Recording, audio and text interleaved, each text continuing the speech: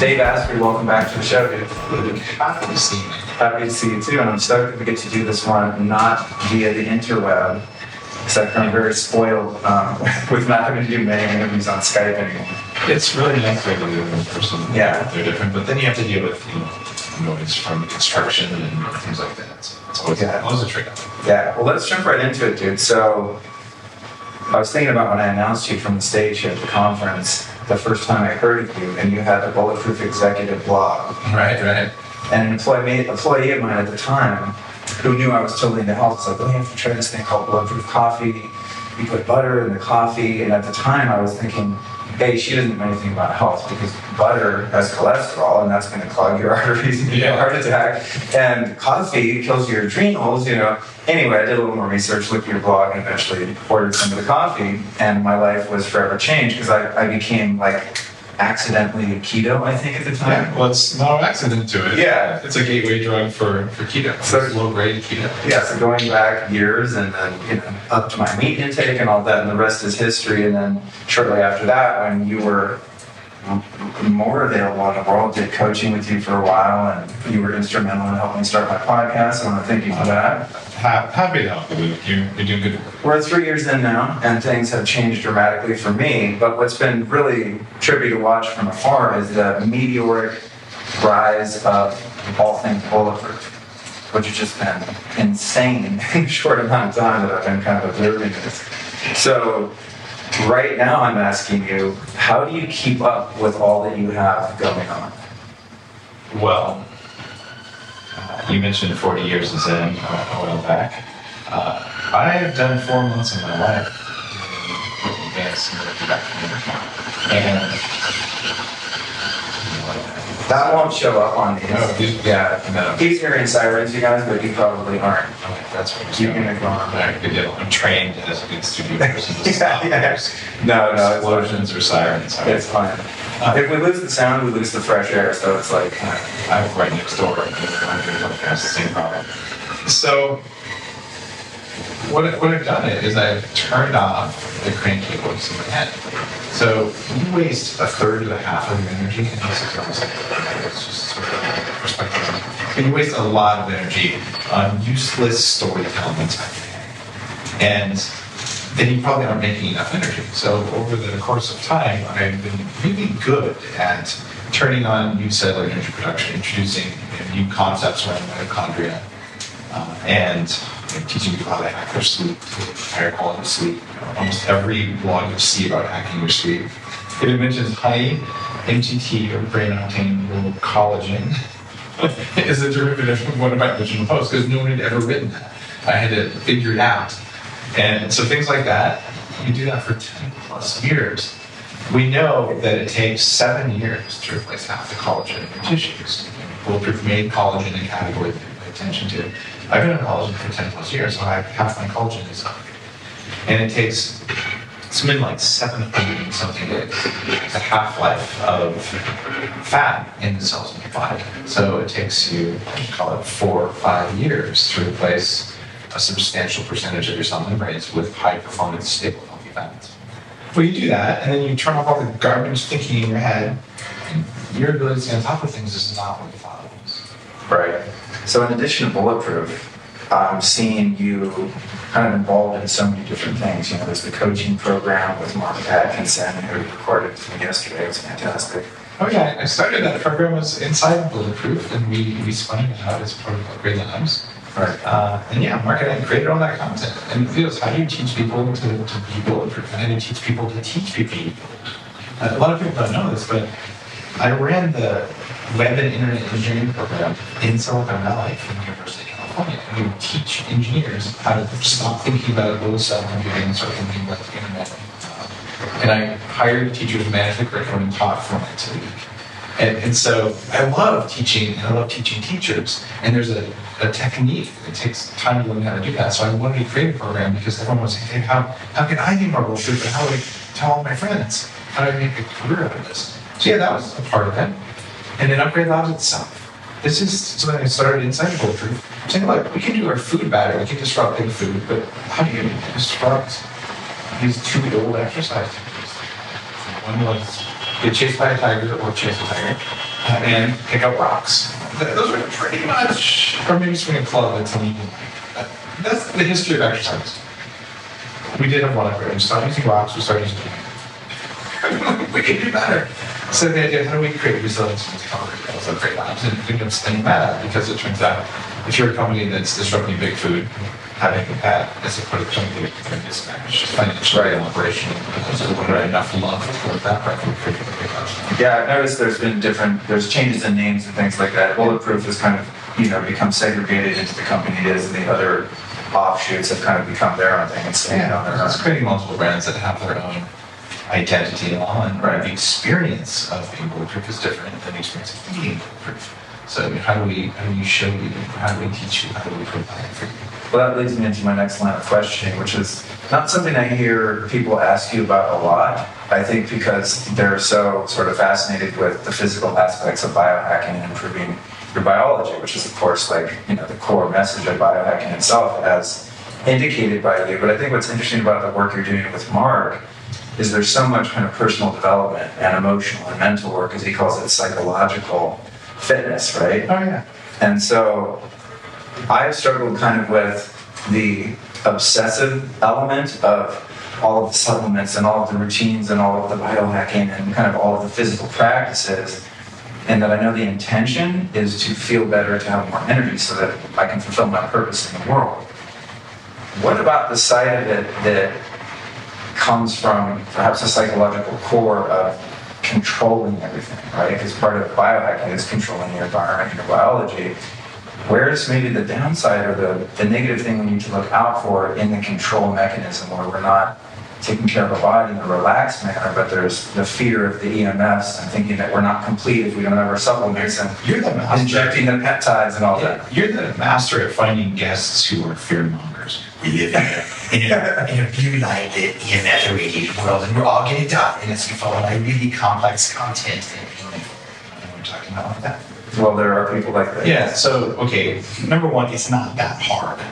And number two, you don't have to be a Nobel laureate quantum physicist to understand this stuff. It's actually pretty straightforward, pretty simple. And there's also something called ROI.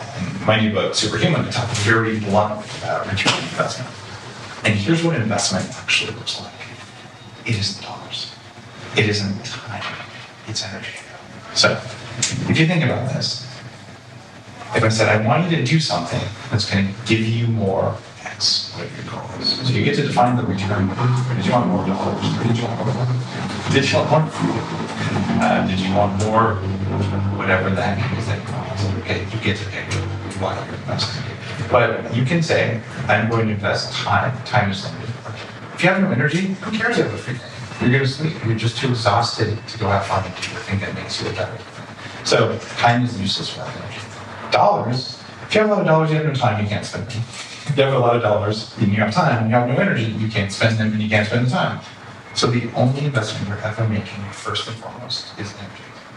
And when you look at what you're doing from that perspective, then all of these biohacks start to make sense. So everything in Superhumans, how you get to 180, it's what's ROI. Everything at Upgrade Labs, there's pieces of technology that I own at home that actually work.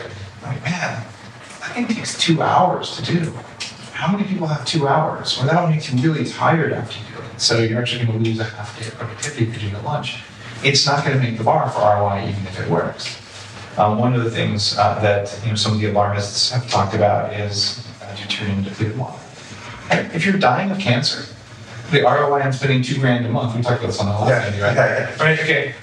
You spend $2,000 a month on and make sure you carry around extra water and make sure your food is cooked and sort of like you can become very, very like crazy obsessive about that and very poor very rapidly. Yeah. For something that might move the needle by 10%. Now, if that 10% is life or death, do it. Right? Right. But otherwise, let's be pragmatic about it and say, how can I spend my energy and my dollars in a way that give me a higher return in terms of more energy or more love or more community or more education or more therapy, whatever the heck it is you need, right? And when you look at it like that, anti-aging, right? And you can inject a $60 peptide that increases your telomere length. And it's been used since 2003. The ROI on that might be pretty good. You have to look at the risk. right? And if the return is, I wanted longer telomeres, that's great. Longer telomeres also might give you cancer. Oops. Yeah, So, it's like downside. yeah, so are you managing your risk of cancer by making sure your mitochondria work very well, by avoiding mold toxins, right? Doing things like that. Those are really good ideas. And so you have to really pragmatic and say, what are your goals? What are your risk factors, right? If you're worried about prostate cancer and you're 80, you can probably chill. Because something else is likely to take you out before prostate cancer because it's very slow growing if it's the normal pattern, right? And the risk of having incontinence and erectile dysfunction in the latter part of your life isn't worth it. So you just have to do that. And that removes a lot of this fear because you're saying, what's in it for me and how much is it going to cost in terms of energy? And if you find the combination of dollars, time, and energy that you invest is worth it based on the return you're seeking, it's great. If the return you're seeking is perfection, and that is a problem, then you have the equivalent of orthorexia. You have people who over-exercise, get anorexia, you have people, I won't eat this, and you can have this like fear. And what perfectionism comes from is the stuff that 40 years of Zen, the stuff that Mark and I teach in the Human Performance Institute. And what's going on there is really straightforward. Perfectionism is fear. And it's fear of not being good enough. Because if you are not good enough, no one will love you. And if no one loves you, no one will feed you. And if no one feeds you, you'll die. So the first F word, driven by mitochondria, and you probably echoed this on your show, it's starting to reach consciousness, but there's 3 F words about mitochondria. It's original thinking from me about biological algorithmic distributed systems and how they roll up. And it's tied to the hierarchy of human needs and all that stuff. But the difference is that the automatic unconscious behaviors that we have are driven in a subcellular fashion and roll up into your nervous system, roll up into your brain, and then you think it's you, and you tell yourself a story about why you're a bad person because you wanted to blame that person, you want to eat that donut, and you have all these other bad urges, whatever they are. I shied away from that thing, I didn't ask the girl out, I didn't stand up in the meeting for myself, or I yelled at my wife, or whatever, and then you judge yourself. Like, man, it's a really complex system here, but I don't really change the environment on that. So control, if you're using control as an element to continue your evolution towards enlightenment as a human being, that's a good use of control. Right, because then it's more of a discipline. It's discipline and it's like a fear-based control. Yeah, and if it's hair shirts and self-flagellation, welcome to dirty keto. Right, that makes a lot of sense. I interviewed Bruce Lipton a while ago. I love Bruce, yeah. And I had interviewed someone that you're probably talking about. We were talking about fear mongering right before that, and we were talking about 5G. And I'm actually highly EMF sensitive. I found it discovered. Lots of people are. And so it's difficult to have discernment between awareness and going, cool, maybe I won't live next to a cell tower, and also being paranoid everywhere you go. Like when I walk around London, I catch myself going, there's a cell tower, there's a chemtrip, And so Bruce was like, well, listen, okay, it's a biological fact that those frequencies are harmful to biology. It's totally true. And it's also a fact that the more you believe they harm you, the more they harm you. Biology belief. Right, and so where do we find that balance between awareness and fear? There's actually a couple people out there who talk about retraining your amygdala. In fact, the CEO who has done that kind of training. And you can actually teach your amygdala to be less reactive to online trolls who spread fear, and to be less reactive to motives, and to be less reactive to EMFs. And so a lot of people in toxic molds communicate to that. And I absolutely know for sure that once you finally figure out, what, when I eat that food, I go batshit crazy. Right? And there are people like that out there. In fact, one of the early things that convinced me that this was real was a book from the 50s or 60s. I don't remember its title. It was by a psychiatrist. And he said, I have these fascinating patients. If I expose this patient to secondhand smoke, they believe they're Jesus for 10 days. And then I pull away the secondhand smoke, they turn back to normal, like, why am I here? Come on, can I go? And then you secondhand smoke, poof, I'm Jesus again, right? So this is an extreme reaction to something. So we will and can react to things like that. But once you know what it is a self-preservation instinct to say, I am not going to expose myself to that. And if I get it, my body, because it is serving me, is sending me a clear and present danger signal because it is dangerous. However, it's not going to kill you now, and you can handle it. And what people who have chronic fatigue or mold illness, the way that I did, the way you experience the world is you are in a place that's moldy. and then 20 minutes later you're seeing colors and you can't keep your eyes open, you can't pay attention, then you're yelling at people around you and you just like you lose it, and then you feel like crap. And then the next day your gut's shedding its lining. The day after that you have like really deep pimples coming out and you feel like you're hungover all the time and you can barely put one foot in front of another. And if you don't know all the hacks that I learned, for 6 weeks you feel like garbage if you sleep in a Motel hotel room once, or even sometimes if you're in a room for a little while. And this isn't you. This is a cellular level response. But we've also learned, in fact, this is one of my favorite studies ever. They took college students and they said, hey, we're going to test you and see how you like this weird green smoothie slimy thing. And they took a smoothie and they put it was cyclosporin. They put an immune suppressant in the smoothie. And then they tested, had everyone, give us a flavor rating on this. And then they measured their immune function. And of course, it was suppressed. Well, they came back and they never told them anything about the immune function. They were unaware. So there's no placebo in this study whatsoever. Then they go back 6 weeks later and they give them a retest, the same smoothie without the immune suppressant. And then they measure their immune function. It suppresses automatically. What the hell? What's going on? Cellular level placebo response. So part of what's going on with this is your body, in a true and correct way, knows that there is such a thing as voltage-gated calcium channels, and they're 17 million times more sensitive to electrical fields, and that it causes cell swelling, causes mitochondrial dysfunction. And now that one might come through. Welcome to London, ladies and gentlemen. There we go. Carry on. And well, man, that's no good. They're done now. And what happens there is you're experiencing something that is real. Your body's saying, I want to be safe, protect me, this is dangerous. The body, because we're talking a distributed network of tiny single-celled bacteria embedded in your cells that are trying to make a second-by-second decision about whether this is safe or not.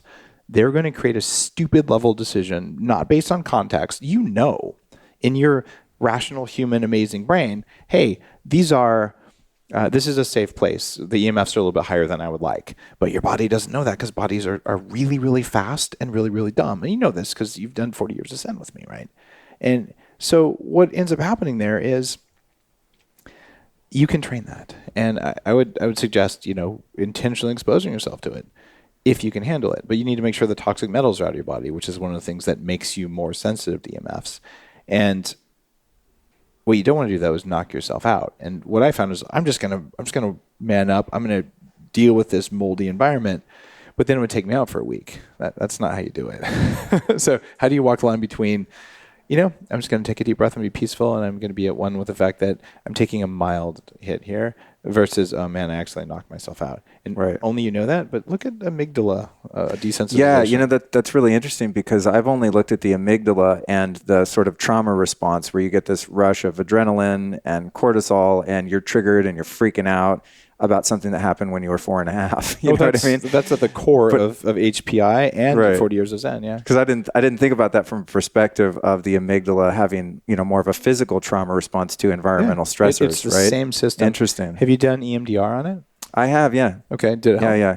Well, I've done about 4 rounds quite recently. That's not enough. Yeah. And I didn't work on that specifically. It was just like, childhood stuff. Yeah, going back to that. Yeah, do EMDR specific on it. And have you done, Bruce Lipton was on your show. He's talked about tapping. Have you done any EFT or related things? I have. On that specific, did it help? It's tough to say. Tapping is one of the things that drives me nuts. I've had profound results sometimes. Most of the time I'm like, why am I? It's I catch myself in the mirror like, really, dude? Like, what next, Luke? I can tell you though, some of the people I know and respect very greatly, a great master of a spiritual lineage or tradition, or someone who's spent decades learning it, when they look at you and talk with you for a while and say, you need to tap this spot this way and say this thing, I get great results. When I'm like, I'll just like, it seems kind of like masturbation. Not really much productive happens in the end. Felt good about myself while I did it. Yeah, right. Well, that's actually really insightful because I never thought about applying a couple of those modalities to that particular thing. They can and will help. I've seen it before. When it comes to the neurofeedback in 40 years of Zen, I did it years ago when the center you had was in Sedona, and almost drown myself by doing a cold plunge in the river, incidentally, but it was a fun trip. Aside from that, how has 40 Years of Zen evolved? And tell people a little bit what that's about, because I found it to be really impactful and have since done tons of neurofeedback, just on my own. I started doing neurofeedback in 1997, and I've told this story. It might be in Superhuman. It's certainly in Game Changers, my last book, which is much more of a personal development angled book. And the idea behind that is you just get a signal off your brain, you play it back in, and you can learn things. And I found pretty soon that doing neurofeedback on yourself without a neuroscientist helping to tune it has limitations, because how do I put it? If you change your lens on reality, you won't know what you did because your reality changed. And you won't know that it's necessarily for the best. It's sort of like if you could open up your head and do some brain surgery and you cut something, you're not going to necessarily know you cut it because you still feel like you. And that's why neuroscience is such a fascinating field. So I realized pretty soon I need to work with experts. And going back 10, 11 years, I worked with a variety of different neurofeedback companies to see if I could get what I was looking for at 40 Years of Zen, which included the right nutrients, the right kinds of technology, using cutting edge things, things that weren't dangerous, things that weren't possibly inducing certain seizure states, and just a kind of experience that was respectful of our circadian rhythm and all. And back when you did very early days. What circadian rhythm? Well, yeah, in the very early days. I mean, we had people, and I already customized the program. I worked with a partner then. And I was getting a lot of complaints from a variety of things. I'm like, this is not the experience that it needs to be. So after a lot of soul searching, I said, all right. And I went out and I commissioned new hardware and new software that does things like gamma, which scientists will tell you to this day, you can't train gamma. I'm like, BS, you can. I've got the graphs on our gear. There's 5 pieces of this gear that doesn't exist anywhere else. And I can see gamma waves go up when we train it. Wow. And so these are things that go way beyond when you did it. It was very kind of clunky 80s. It still worked. But it was, can this half of the brain talk to this half of the brain? And what we're doing now is there's actually networks across the brain and we can train them, and we're using QEEGs. And so it's actually a stack of 5 different sets of neurotechnology. So the program's evolved dramatically. Wow, damn. And we're doing things with electrical stimulation and magnetic field stimulation to increase levels of brain-derived nootropic factor. At the same time? Oh, yeah, you do those to prime the brain. Oh, okay. And because I have an executive chef on site who makes the Bulletproof diet, and because we use a full stack of cognitive enhancing substances and mitochondrial enhancers, I can get 2.5 times more neurofeedback in per day. So I have a 5-day program instead of what used to be 7 when you did it. Right. And because I can fit more neurofeedback in per day, one of the reasons that I stopped working with one of the different partners I worked with, I've always worked with more than one, is that they wouldn't support this idea of giving people a little bit of nutrition. Right. So I had people who were literally, Dave, I came to your 40 Years of Zen training, and I need to eat, and I have staff members blocking me, and I call them up and yell at them, and they wouldn't do it. So I'm like, all right, that's it. We are going to use new tech. We're going to use new research that's come out in the last 10 years, and we're going to properly care for people, and we're going to nourish them and make a safe space, to the point that when you did it, certainly because that isn't the facility in Seattle that we made for this, I commissioned the creation of these pods. They look like giant eggs. Oh, cool. And the doors open. So it's not like the Star Wars fighter little booth anymore. With like weird stuff. No. And this is there because you need to actually be able to go all the way into into where you were in the womb, like that encircled, close, safe thing. Because EMDR is one thing, but if you want to go in and let go of some really old stuff, you just have to know, like, this is my space. So we're creating an environment where you are just cared for in every way you can be cared for, physically and nourished. And so all you have to do is the deep personal work with a computer and a facilitator, actually multiple facilitators guiding you, with a neuroscientist who's done more than 100,000 sessions of neurofeedback.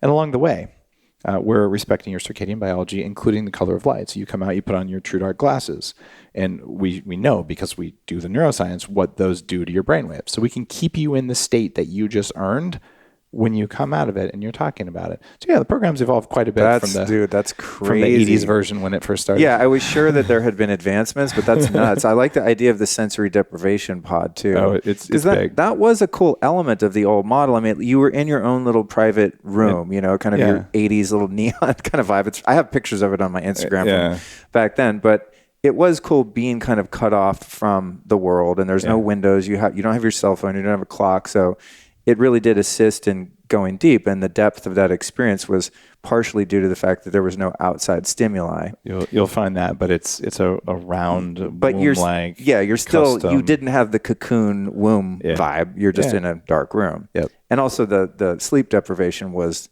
brutal.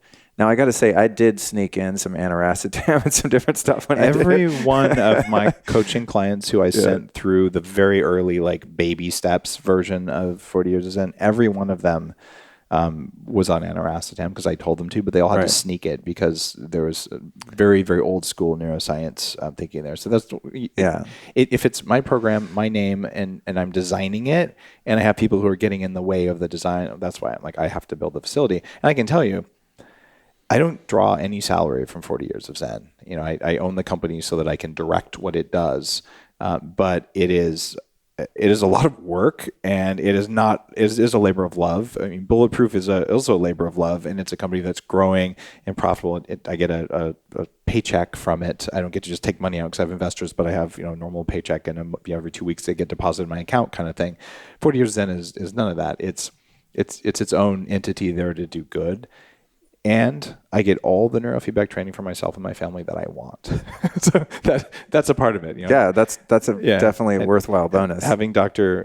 Drew, our neuroscientist, former nuclear submarine engineer, having him is I can call him at any time. It's like, hey, my brain needs a little tune-up. It's like having the world's best race car mechanic who can work on my brain. That's amazing. That's how I get paid. But yeah, I mean, if you sort out your brain, then so many other things fall downstream from that. Like. Yeah. Oh, absolutely. That brings me to my next topic, really, which is sleep.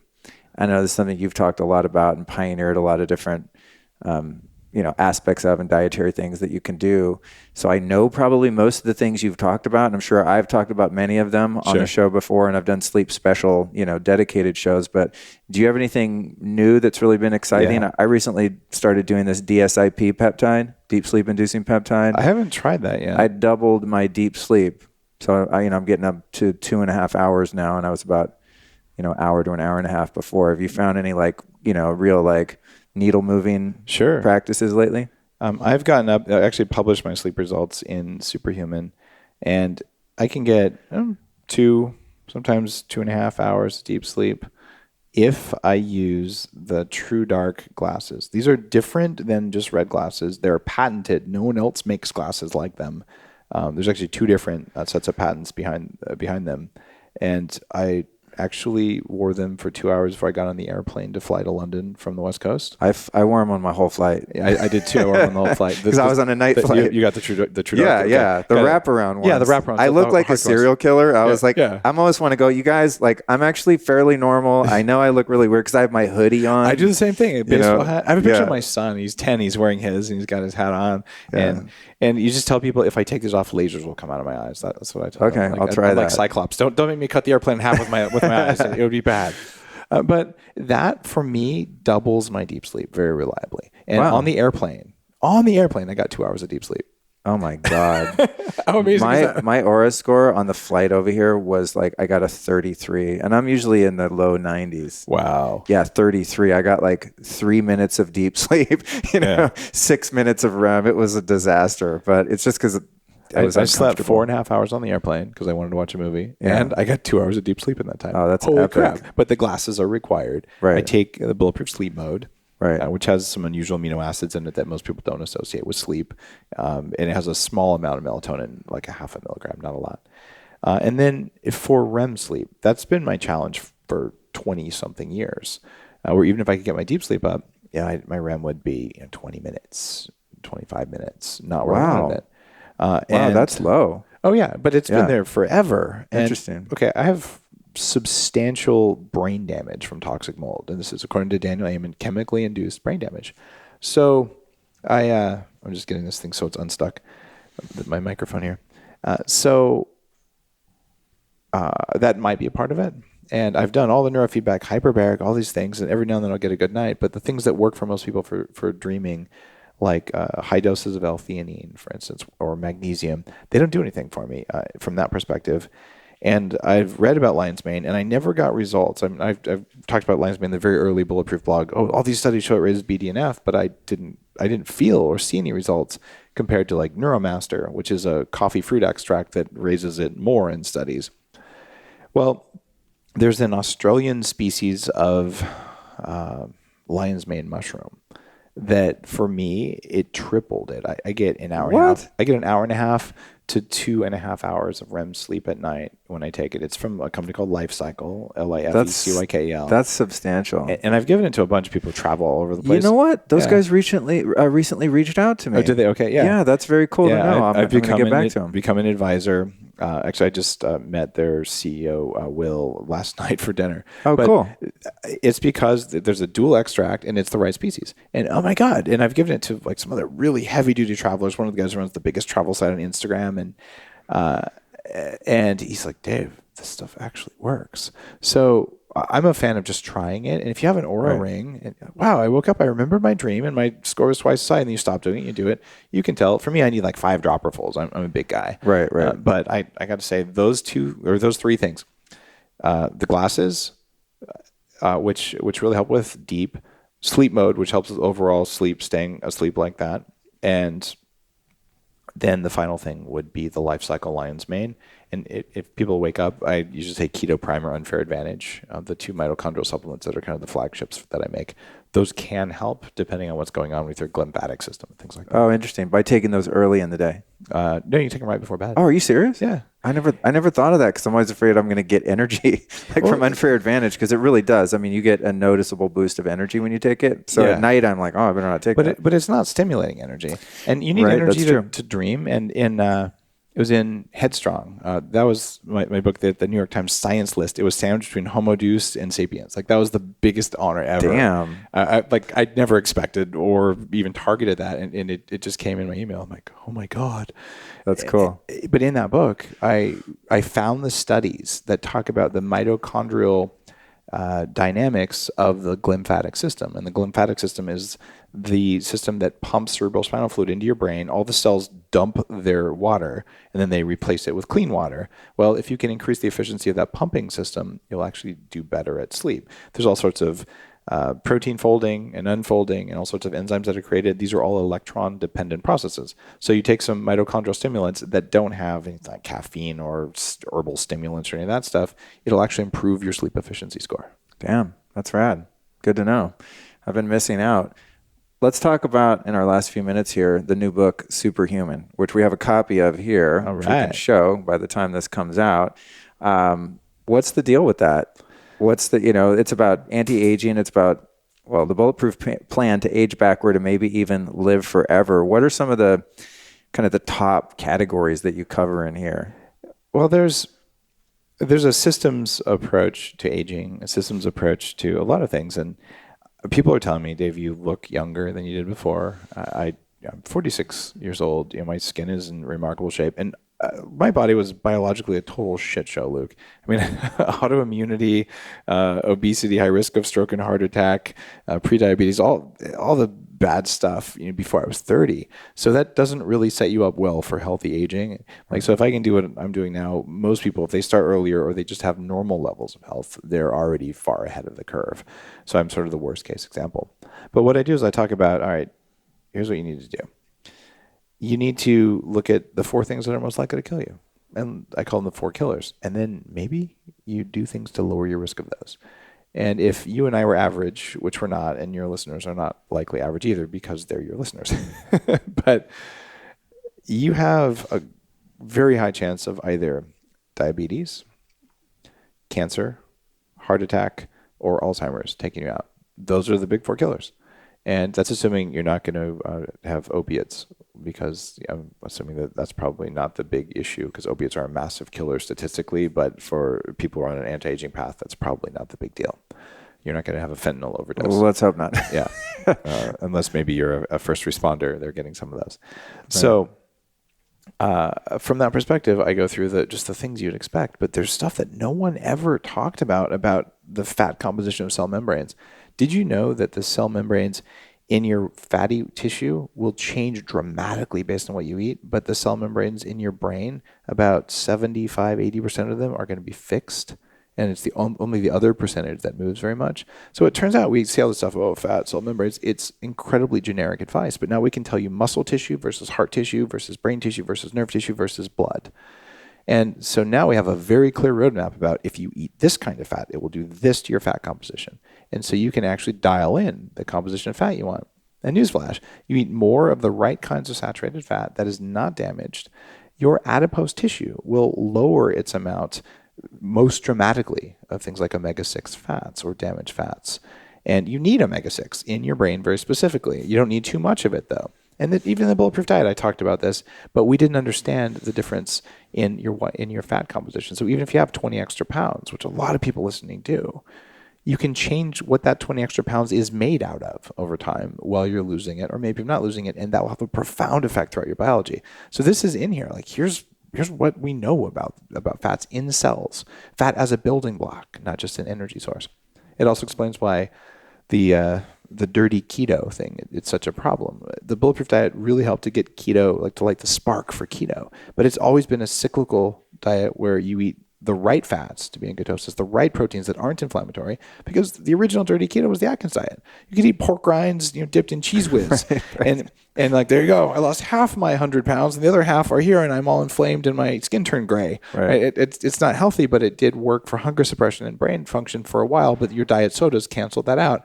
So we got that dialed in, but now we know even more, like what's a building block and what's an energy source and how do we do that? There's a chapter in here about gut bacteria and things that we now know that we didn't know before and what you can do. And in every chapter, like, hey, did you know about this study where this compound increases lifespan, not average life expectancy, but actually the amount of maximum life in animal life? Here's one for 15%. Here's one for 38%. Here's one for 95%. There's a bunch of things out there where there's studies like that. Maybe you want to build a few of those into your daily activities. And then we get into, okay, I've avoided my likelihood of dying from these 4 things. What about my actual aging process? And there's 7 pillars of aging. And these are things that we know happen in the body, systems that break down over time. And if you look at a car, you could say, I'm taking such good care of my car. I wash it every week and I make sure there's always enough tread on the tires and I fill them with air every day. I'm a good car owner. And you're like, you kind of forgot to change your timing belts, which only happens every 60,000 miles. And you forgot to change your oil and your windshield wipers don't work either, right? So maintenance of the human body is very similar, where you've got to take the core systems and change the angle of aging for those. For instance, there's a portion of the book about collagen in your skin. Bulletproof put collagen on the roadmap unquestionably as this is a protein that's important, and now it's a huge category. You go to Whole Foods, and our protein bars are the #1 selling protein bar at Whole Foods on the per shelf facing and all that. It's crazy, but the collagen decline in your skin as you age is predictable. But there's a bunch of things you can do. And it's sort of like having compound interest. If you get compound interest on an account, you put $100 in there and you wait 100 years and wow, I'm rich. Well, if you can just reduce the rate of collagen loss in your tissues just by a small amount, by the time you're 100, I've read it, you'll have twice the skin thickness as someone who didn't take care of it ahead of time. Wow. So with red light therapy and things like this? Red light therapy, eating collagen, fasting. There's some topical things I talk about that I don't think most people in the biohacking space have talked about yet. And so I'm putting that together and saying, all right, here's the stuff that's free. Here's the lifestyle-based stuff. Here's the stuff that's not very expensive. And then here's the stuff that crazy billionaires and biohackers are doing. Here's what happened when I went and I saw, Dr. Harry Adelson, who's been on my show a few times, and Matt Cook. And here's what happened when I did my cultured natural killer cells. Here's what happened when I did the whole body stem cell makeover with Harry. And there they pulled a 0.5 liter of bone marrow and injected stem cells in every joint in my body, inside my spinal cord, along the spinal sheath, inside my cerebrospinal fluid, in my reproductive organs, and just everywhere in the body. It's a 4-hour procedure with 3 doctors, including a Johns Hopkins neuroscientist. So I write about the experience of that And yes, I could have bought a Tesla. However, that procedure now, because we're talking about it on your show, it'll be much less expensive and way more widely available next year. And all of this stuff that's at the high end of superhuman, this is why I know we're going to make it to at least 180. I think 180 isn't even that big of a deal. All you have to do is put your hat on and say, what did we do 100 years ago? Okay, it's 2019. In 1919, end of World War II, we were fighting on horseback in trenches. I mean, seriously, that was okay. Some people just blew up a refinery with 20 drones. Okay, drones. They didn't have to send horses in, much less people. Like, we're in such a different universe in 100 years. My grandmother's 97 years old. She lived through all that. I am going to live through all that times 1,000 because we've always been on an exponential curve. Once we got computing turned on in the early 60s, we've been on an exponential curve that has not stopped. So if we can't do 50% better than our current best over the next 100 years, it's because a comet hit the planet or we ran out of topsoil because of all the vegans eating garbage food. That's a great place to end on, David. Thank you for that. You just pissed off a lot of vegan listeners, but I've done a lot of shows about that and my experience as a vegetarian. I was a raw vegan too, just to be really good. I heard raw vegan. That's the thing. Any of us that, aren't in alignment with that, I think have all tried it and failed. And we have this sort of inherent frustration, if not resentment toward that. Well, there's that modality because we've suffered as a result. That was my experience. It really did not help my biology. I had to recover from it. But there is a point that the vegans will actually love in Superhuman. And it's this. If you're paleo, if you eat a standard American diet, the odds are exceptionally high that you eat way too much animal protein. And your likelihood of all-cause mortality from eating protein, animal or not, but animal has more of an impact. Above 20% of your calories, 400% increase in dying from all causes. So the moral of the story is you're eating too much damn meat. And you're probably not eating enough animal fat and dairy fat, which has all sorts of benefits as far as I can tell from the research. But what you ought to do right now is make a commitment. If you want to be a good human being, you want to protect our topsoil, you want to prevent animal cruelty, is agree that never again will you take a bite of industrial raised animal protein. It is not okay to say, oh, it was just convenient. The restaurant only had corn-fed beef. Look, corn-fed beef isn't food. It destroys soil. It destroys ecosystems. It destroys animals. And it destroys humans. It destroys human gut bacteria. You got to stop it. And you say, oh, grass-fed's too expensive. Here's the deal. Eat half as much and spend twice as much. It's the same investment, but now you feel good all the time. You replace the protein you don't eat with high-quality fat. And that's one of the things that's going to make you superhuman. It's awesome. Amazing. Dave, as we close, who have been 3 teachers or teachings that have influenced you in your work that the audience might be able to go learn from? Oh, wow. I've interviewed 650 people on Bulletproof Radio. My God. Like, how do I pick the best ones? That means 500 and something of them are going to be offended. Why wasn't I one of the top 3? Exactly. So it could be from any realm of life, just, huge impactful books or people that really change the course of your life. Here's one, Robert Greene, who's been on my show a couple times. He wrote the 48 Laws of Power a long time ago. But it changed my whole career because now I understood what board members did and executives, because it all seemed like a bunch of crazy people to me until I was, oh my God, they're following a set of hidden rules, just like our bodies follow hidden rules. So there's that in his new book, The Laws of Human Behavior, Human Consciousness, whatever the latest Robert Greene book is. I think it's Human Behavior, which is his opus after an entire lifetime of studying human behavior. One of the most impactful and just profound books you'll read to understand how humans interact, including you. So I just absolutely could not recommend that book even more. So there's one. And then you kind of have to go back to Think and Grow Rich if you're looking at books. Totally. I'd read that when I was 16, and it really changed my perspective. And from there, a person or things that there's things like Dr. Barry Morguelan's Energy for Success teachings.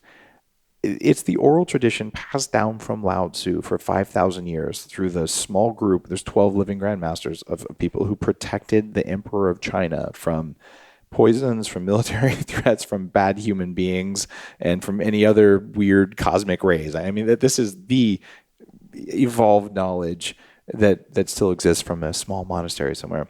There's fascinating stuff in that world. But how do I balance that against Stan Grof, who's also been on Bulletproof Radio. This is the father of transpersonal psychology. And maybe in terms of impact on my life, Stan's a little bit greater, even though Barry's had a huge impact on me, just because Stan changed the thinking of the world of psychology. You wouldn't know about EMDR or EFT if it wasn't for Stan's work in the early 60s. Right, and to be able to talk to him, or breath work, of course, breath work came from him as well. And then Stephen Porges, the polyvagal theory guy, is also one of my favorite guests on the show. Where you look at stress response.